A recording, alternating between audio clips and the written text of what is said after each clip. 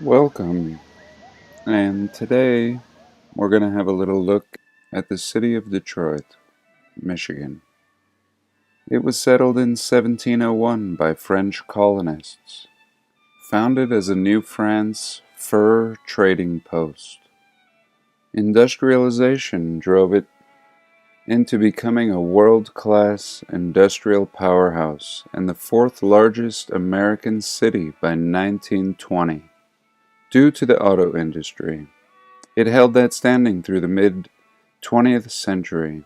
The region grew initially based on the lucrative inland and Great Lakes-connected fur trade, based on continuing relations with influential Native American chiefs and interpreters.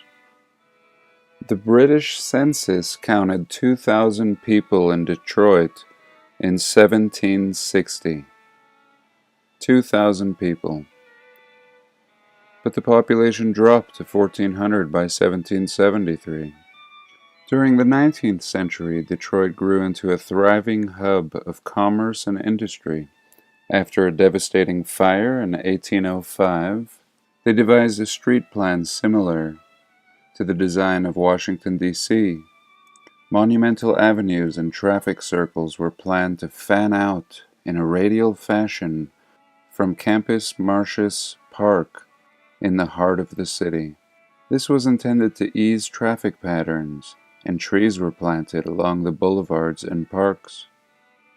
Detroit was referred to some as the Paris of the West for its architecture, and Washington Boulevard, recently electrified by Thomas Edison. And here's a little look at a Chauncey Memorial Gate that was constructed in 1894, and a little look at the plan of the town of Detroit, and it looks like a star fort in 1792. Really amazing. 1792. Very interesting star fort, and a very interesting layout to the town. And here's a little depiction of the plan for the city following the fire of 1805. Really amazing configuration, and indeed very Washington, D.C. like. And this little part appears to be where we saw that star fort. And here's a depiction in the 1880s, a bird's eye view, showing about 3 square miles of the central portion of the city of Detroit, Michigan. And I always love this artist. I'm not sure if it's always the same artist that does these bird's eye views, but really fascinating. Usually showing the layout of the city, and very interesting to get a bird's eye view in this time period. And very similar to what we see in many of these old depictions. Spires everywhere. And this very image alone does not seem to be a small town of fur traders, and really not even looking like a city that has been burnt down, but rather a completed city that has been laid out in a highly sophisticated fashion that we would expect of any modern city. And again, the building style of the old world. And here's a little look in 1865, a little depiction. And again, a city looking much more advanced than the people and their means of transportation, and these light posts. And very interesting. We saw this in another video that I made with what looked like an angel, but rather mounted sideways. Not really sure. perhaps a cross, but it doesn't seem so. And pre-putting flags on the Antiquitech. Here we see it in its probably original look, and clearly inheritors or reset people. And we have painting on the building, the claiming of the buildings, and the churches, the Catholic Church. And this is a really interesting little museum in Detroit. The Detroit Museum's most beloved signature exhibit, located in the basement of the museum. The streets of old Detroit. In the 1840s, Detroit was a small town of simple buildings and small shops, with a population of about 9,000, leaving the fur trade behind to become a major commercial center in the western wilderness. New transportation methods, namely canals, steamships, and trains, hastened the development of the city. The city roads were often dirt and mud, but main thoroughfares featured cobblestones. In the 1860s, there were 163 manufacturing businesses that employed more than 2,000 men. 14 hardware stores, 7 clothing stores, 8 silversmiths and jewelers, 8 druggists, 3 bookstores, and 4 hotels. Okay. In the 1860s, 4 hotels. So, this little narrative of 4 hotels and 3 bookstores and 14 hardware stores and 2,000 men that were employed does not really seem to match this architecture and this architecture. And here we have the old train station, and I found this really fascinating, an out of commission old train station, and really amazing old world architecture, and already out of commission. And an old world architecture, but yet very industrial. And that's what we find with this city of Detroit.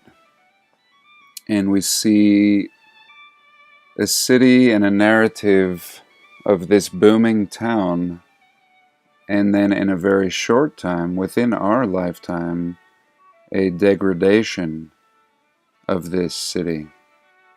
And yet, these ruins are everywhere, and these signs of an ancient people, and an ancient brick building people, and there's no reason for this type of brickwork and architecture and building to take place, only to be abandoned and fall into disarray and ruin in a short amount of time. And nobody builds like this anymore. This is some of the finest brickwork that can be seen. This is amazing. And this has been used as a parking lot, according to the narrative, according to the story, and now a parking lot in ruins. And if it's not obvious that this was not a parking lot, and that this is much older, and hence the reason it's fallen into ruin. And very interesting, we can see underneath the columns here, but yet clearly signs of an older people. And this city is currently a city that seems to be going downhill, and yet at one point appears to have been one of the most beautiful cities. And very interesting, here they make the claim to being founded in 1701. And again, the narrative tells us the French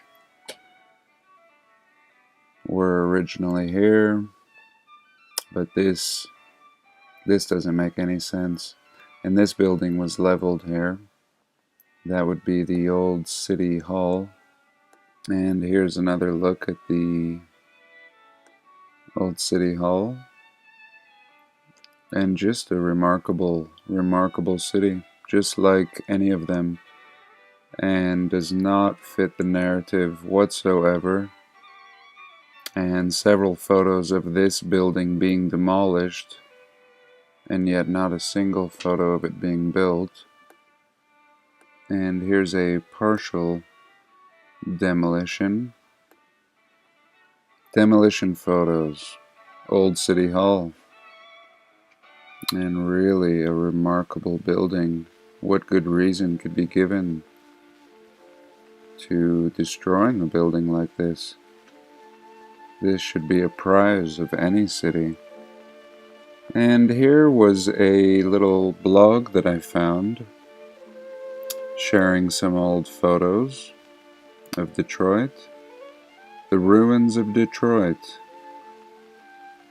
And really amazing. I mean, just, for whatever reason, this city has been allowed to fall into disrepair. And really amazing when we look at this. And soon this will be demolished. And this is as beautiful as anything in the world, and has all the signs of the ancient people that are not so ancient at all. And here in Detroit, and look at this floor. These were the people that were brick makers, and this whole city has fallen into ruin. And let's see if I can find this picture. Here we go. A breathtaking view of the reading room of the Detroit Public Library. And let's have a little look at this unbelievable library. Now really, does this look like a library to you? Or does this look like machinery of some sort? Some type of factory, even having a gate around here. Do not access beyond this point. Perhaps this is where the workers may have been, and this was more of a dangerous zone. This looks like some kind of machinery. Out of commission. And now we pack it full of books. Just stuffed full of books. An afterthought. Does not seem like a library. And no reason to make a library like this. But it's absolutely beautiful, but also pretty ridiculous. This was not the intended purpose of this facility. Commerce in Detroit in the late 1800s depended on horse-pulled vehicles. Horses moved ice, coal, bread, beer, milk, and other goods from one part of the city to another. The Detroit Creamery employed a stable of hundreds of horses to move its dairy products to homes, hotels, and restaurants throughout the city. So really interesting, doesn't seem to make any sense. Again, a horse, people, and this city is much more than it should be, according to the narrative. And this city appears as if it was full of machinery already, and very, very developed, and a very central point in these older people and their development. And we come along and inherit all of this. And we create the automotive industry in this location, probably based on a lot of the technology that was left behind. And a lot of things may be repurposed. But very interesting. And in this last little section, I wanted to rehash a piece of a deleted video. I deleted this video because at the end it featured a segment on a potential Tartarian airport, and even though it was pretty obvious that this was not a real image, I speculated on perhaps the advanced technologies that these ancient people may have had. But nevertheless, I noticed in the comments that it created some confusion, and I decided to delete the video and refeature this segment on Indiana.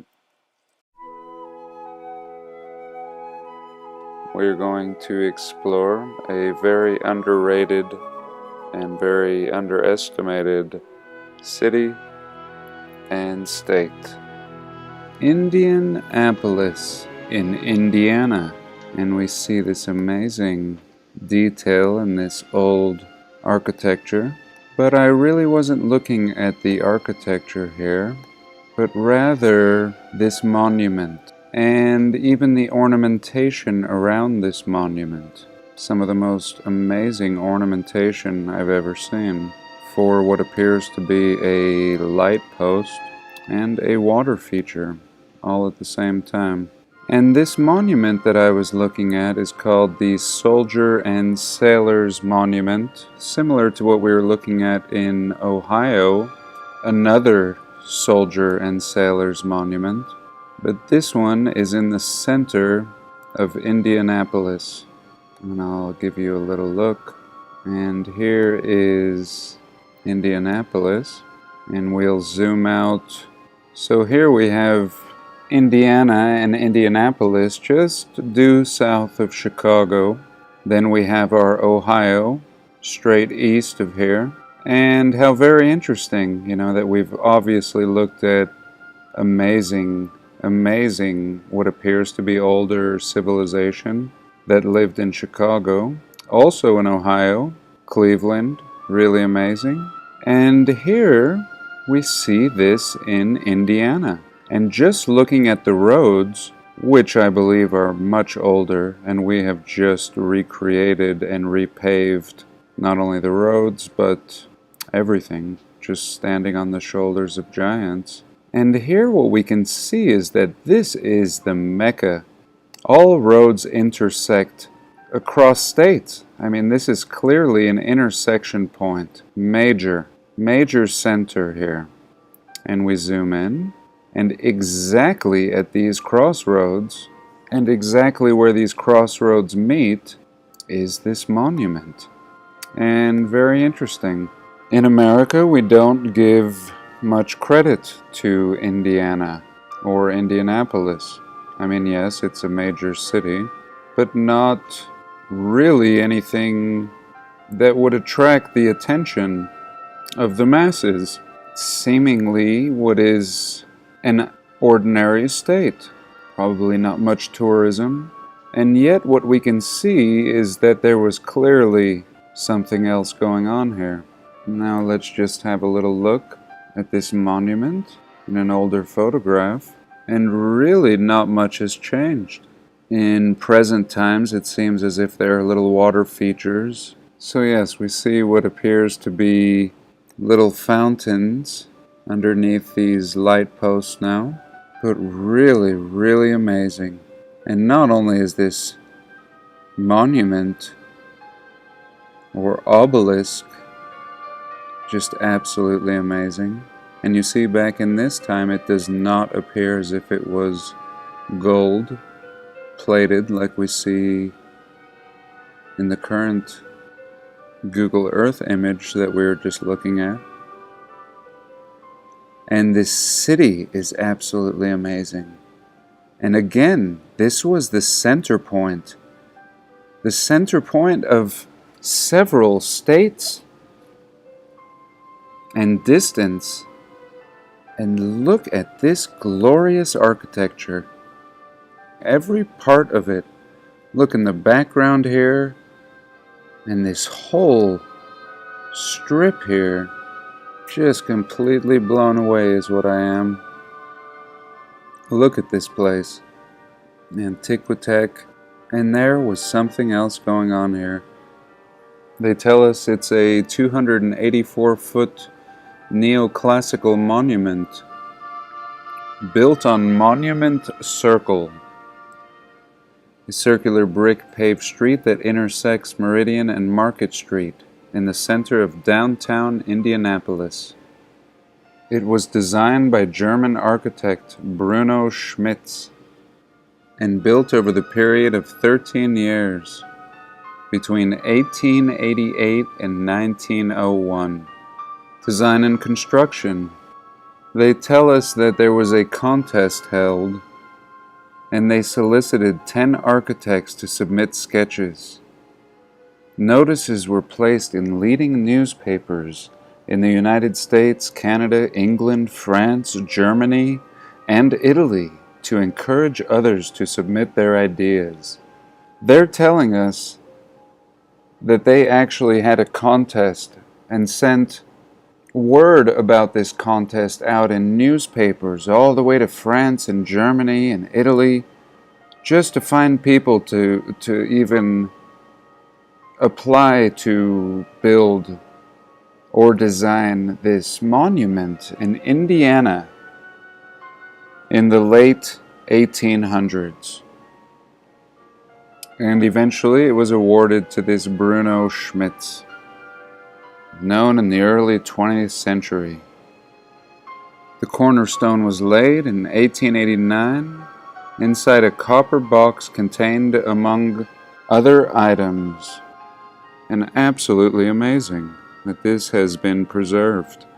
Just a glorious structure with amazing detail, and I would love to see this in person. I mean, look at this detail just on this pole, or I don't know what they're going to call it, but clearly some kind of Antiquitech. And this is an example of a city that was much more beautiful and elegant in the past. And here we can just get a little peek. We still do see many of these older buildings. It looks like a lot has been preserved, and most certainly this monument. And that brings me back to these buildings, and just really amazing. This will require a little bit more exploration. I just wanted to touch on it. So that's it. I hope you enjoyed, and have a blessed day. Please like, comment, and subscribe.